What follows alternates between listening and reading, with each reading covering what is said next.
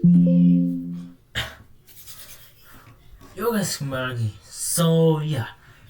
Pada video kali ini gue udah lama ya gak bikin video. Sorry karena ya memang gue karena lupa, sama juga beberapa karena ada urusan lain gitu. Tapi pokoknya sekarang gue bikin video lagi, dan pada kesempatan kali ini gue pengen bikin lanjutan, ya, materi lanjutan tentang bahasa pemrograman web kemarin. Nah, di sini kemarin kita tuh sudah belajar cukup banyak tentang HTML gitu. Dan setelah kita sudah paham itu dasar-dasarnya, lalu beberapa tag-tag, mungkin hal-hal yang penting yang pasti akan selalu digunakan nantinya ketika membuat web dengan HTML gitu. Dan karena di sini gue sudah merasa kalau seperti materi HTML itu sudah lumayan cukup gitu. Juga kalian yang nonton juga pasti sudah bisa lah beberapa. Di sini akhirnya gue memutuskan untuk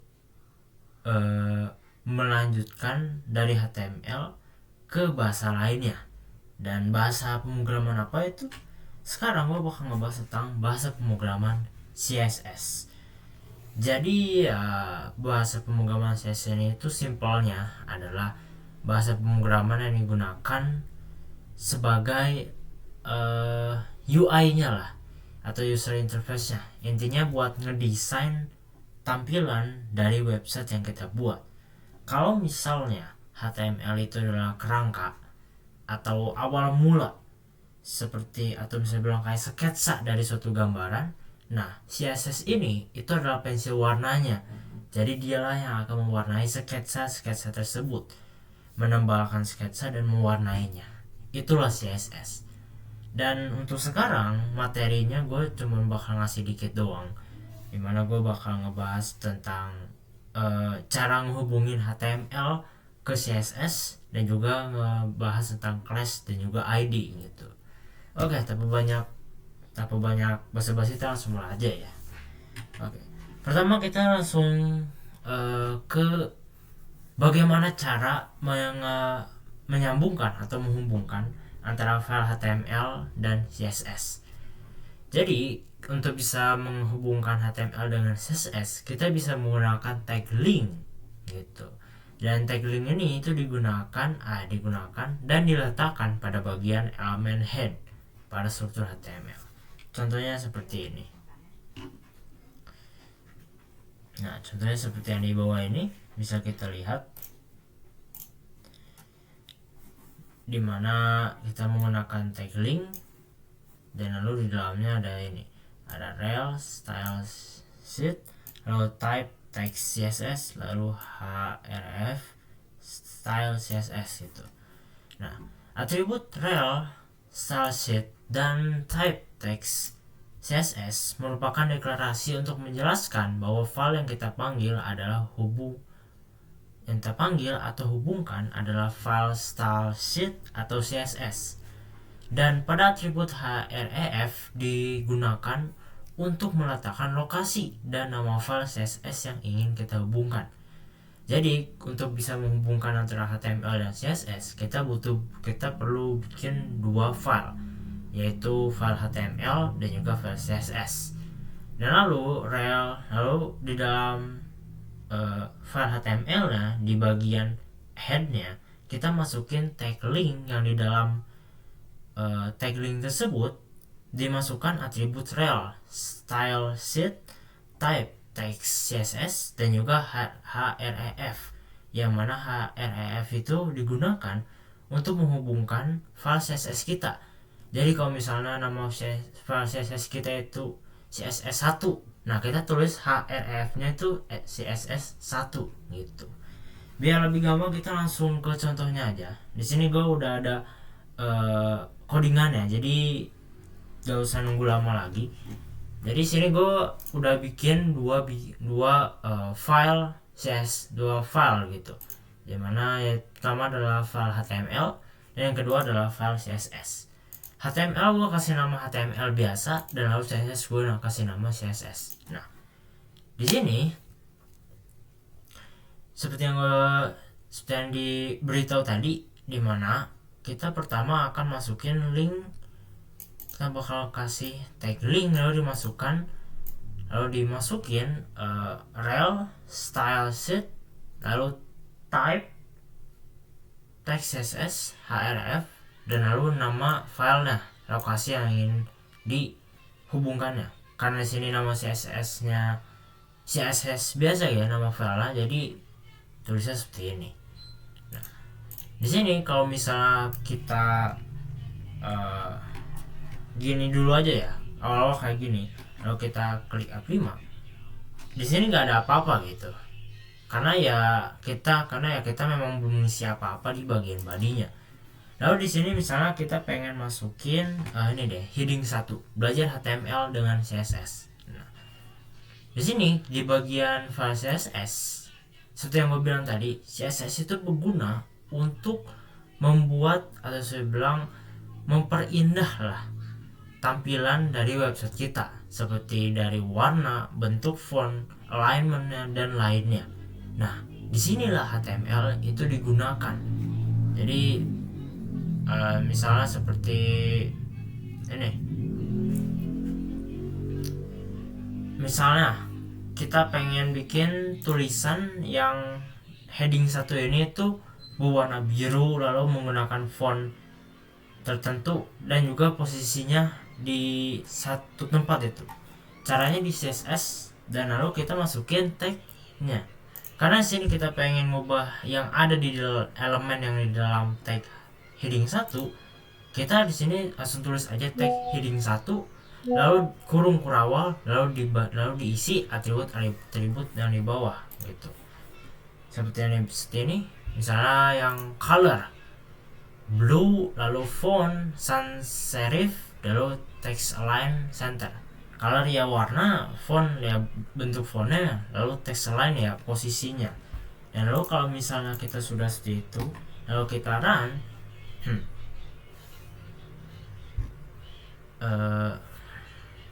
heading 1 yang kita buat sudah jadi, sudah terlihat itu ininya seperti ini gitu. Lalu mungkin kalian mikir kan bisa gitu langsung dari sininya, tapi ya itu kalau buat hit kayak gini. Tapi kalau misalnya kayak bentuk kotak dan lainnya gimana, susah kan. Nah gitu. Intinya gitu sih untuk simpelnya gimana cara hubungin HTML dengan file CSS gitu. Oke. Setelah kita sudah paham dengan bagaimana cara menggabungkannya, kita sekarang lanjut ke bagian class dan ID. Nah, class dan ID ini juga bisa dibilang sebagai penanda pada HTML. Maksudnya penanda adalah elemen-elemen HTML itu dapat diberi tanda dengan class atau ID, yang fungsinya simpelnya itu agar dapat dimanipulasi menggunakan CSS atau JavaScript. Jadi ya biar mempermudah gitu. Perbedaan dari class dan ID adalah class dipanggil pada CSS atau JavaScript dengan menggunakan tanda titik, dan ID dipanggil pada CSS atau JavaScript dengan tanda pagar. Ada kelebihan untuk class, yaitu class dapat diberikan pada banyak elemen HTML dan dapat dipanggil sekaligus. Sedangkan ID hanya dapat bekerja pada satu penandaan saja. Kita langsung aja ke contohnya. Nah, sorry sebelumnya gue ubah dulu ini ya. Nah, di sini aja. Oke. Di sini pertama seperti yang tadi dijelasin, kita harus bikin dulu file HTML dan CSS-nya. Lalu kita buat tag link untuk menggabungkan antara file HTML dan CSS. Setelah ini kita masukin bagian ini nih. Nah, kita bikin kodekan seperti ini. Misalnya bagian pertama, kita jangan kayak gini deh. Kita langsung klik. Nah, misalnya kita pengen bikin web tampilan seperti ini, dimana ada kotak 1, kotak 2, kotak 3, dan kotak 4. Nah di sini kita pengen kalau kotak 1, kotak 2, kotak 3 ini itu memiliki warna yang sama dan bentuk yang sama. Tapi kita pengen, dan untuk kotak 4 itu kita pengen berbeda dari bentuknya dan juga warnanya. Nah, caranya gimana? Caranya dengan kita membuat dulu